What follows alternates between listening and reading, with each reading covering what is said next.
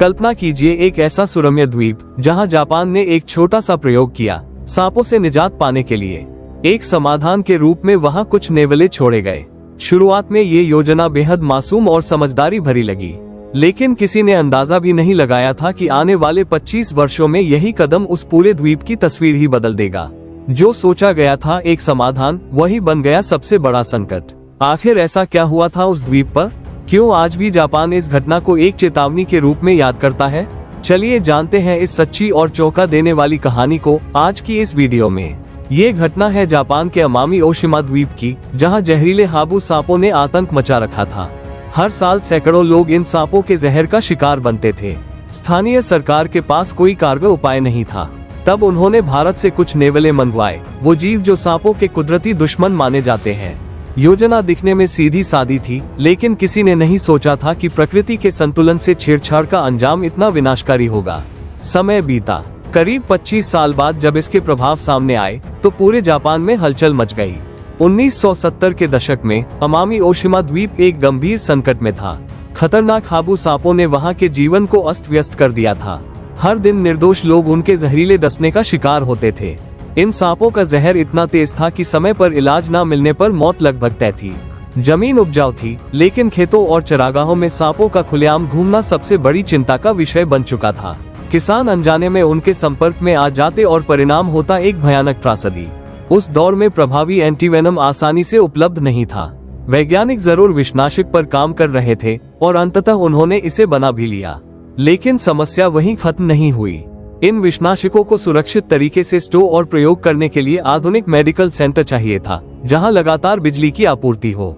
लेकिन 1980 के दशक में जापान के ग्रामीण इलाकों में इस तरह की सुविधाएं बहुत कम थीं, और परिणामस्वरूप कई बार मरीज अस्पताल पहुंचने से पहले ही दम तोड़ देते थे। स्थिति इतनी भयावह हो चुकी थी कि कई किसान अपनी पुश्तैनी जमीन छोड़कर शहरों की ओर पलायन करने लगे। एक हरा भरा द्वीप धीरे धीरे वीरान होता चला गया। सरकार एक गहरे संकट में थी। तुरंत एक उच्च स्तरीय बैठक बुलाई गई, जिसमें ये तय करना था कि इस सांप के अभिशाप से द्वीप को कैसे बचाया जाए। इसी बैठक में एक वैज्ञानिक ने सुझाव दिया कि क्यों न ऐसे प्राणी छोड़े जाएं जो न केवल सांपों का शिकार कर सकें, बल्कि उनके जहर से भी अप्रभावित रहें। यानी प्रकृति के माध्यम से प्रकृति को ही नियंत्रित किया जाए। सरकार ने इस विचार को स्वीकार कर लिया।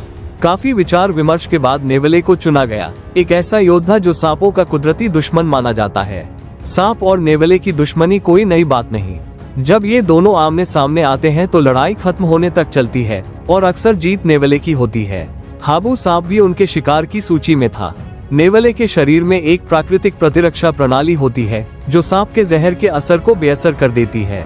यानी हाबू जैसे खतरनाक सांप के काटने के बाद भी नेवले पर कोई असर नहीं होता, बल्कि वह तब तक नहीं रुकता जब तक सांप का अंत न कर दे। इतना ही नहीं, नेवला सिर्फ भूख के लिए ही नहीं, बल्कि शुद्ध आनंद के लिए भी सांपों का शिकार करता है। अगर नजर में आ जाए तो जिंदा नहीं छोड़ता। लेकिन यहाँ एक बड़ी समस्या थी। नेवला जापान का स्थानीय जीव नहीं है। उसका मूल निवास भारत, बांग्लादेश, पाकिस्तान और नेपाल जैसे देश है, जहाँ का वातावरण जापान से बिल्कुल अलग है। वैज्ञानिकों ने एक बड़ा जोखिम उठाया। उन्होंने भारत, नेपाल और बांग्लादेश जैसे देशों से कुल 30 नेवले पकड़कर जापान के अमामी ओशिमा द्वीप पर छोड़ दिए। उन्हें पूरा विश्वास था कि अब द्वीपवासी जहरीले सांपों के आतंक से आजाद हो जाएंगे। योजना ये थी कि नेवले न केवल हाबू सांपों को खत्म करेंगे, बल्कि चूहों के बढ़ते प्रकोप से भी द्वीप को सुरक्षित रखेंगे। शुरुआत में सब ठीक लगा, लेकिन कुछ सालों में हालात पूरी तरह पलट गए। 30 नेवले देखते देखते 3000 तक पहुंच गए, और तब वैज्ञानिकों ने उनके व्यवहार में कुछ चौंकाने वाले बदलाव देखे। उन्होंने पाया कि नेवले वास्तव में सांपों में खास रुचि नहीं दिखा रहे थे, बल्कि उल्टा हुआ, सांपों की संख्या में भी इजाफा हो गया। इसका कारण सामने आया। हाबू सांप निशाचर होते हैं, यानी वे रात में सक्रिय रहते हैं। दूसरी तरफ नेवले दिनचर होते हैं, यानी दिन में शिकार करते हैं। दिन में जब इनका सामना होता भी था, तब भी नेवले अधिकतर मामलों में हमला नहीं करते थे। ये तो केवल शुरुआत थी। जब दिन में सांप नहीं मिलते थे, तो नेवले अपनी भूख मिटाने के लिए दुर्लभ प्रजातियों के खरगोशों का शिकार करने लगे। वे स्थानीय पक्षियों के अंडे खाते और उनकी वंशवृद्धि में बाधा बनने लगे। धीरे धीरे वे किसानों की फसलों को भी नुकसान पहुंचाने लगे। जिस समाधान के लिए नेवले लाए गए थे, वही एक नई और जटिल समस्या बन गया। 1980 के दशक में छोड़े गए 30 नेवले 25 सालों में बढ़कर 500 से अधिक हो गए। वे सिर्फ निर्दिष्ट क्षेत्र में नहीं रहे, बल्कि पूरे द्वीप की मुख्य भूमि में फैल गए और वहां की स्थानीय जैव विविधता के लिए एक बड़ा खतरा बन गए। स्थानीय लोगों ने पर्यावरण में गंभीर बदलाव महसूस किए। कई जाने पहचाने प्राणी धीरे धीरे गायब होने लगे।